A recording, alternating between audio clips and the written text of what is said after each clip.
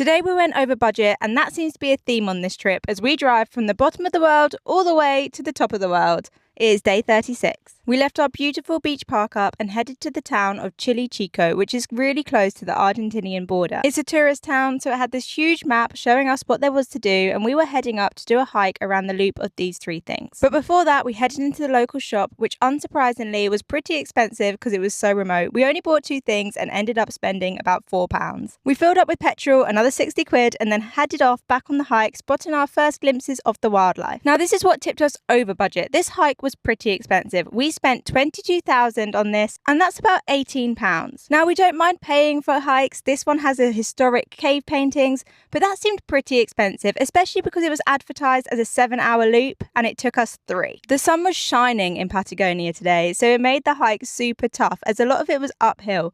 We saw this cute little lizard, and then we headed to the first big thing of the hike. This is the Nailed Stone. It is a big rock that has been weathered and eroded over time to be standing alone in the field. Pretty cool. We reached the high point of the hike and shared an orange before heading back down and stopping at the Cave of the Hands. These are thousands of years old, painted by children, and this is Mike showing us that Argentina is just across the river. This was my favourite part of the hike, the Moon Valley. The white rock really stood out against the harsh red and black rock everywhere else, making it a super cool landscape, although I did kind of get stuck at the top of the rock. I still like to sit down and slide down. I think I have a little bit of a fear of heights. We finished the trail, heading back down to the car park, and by now we were super hot. I think we hadn't drunk enough, so that's something to remember for next time.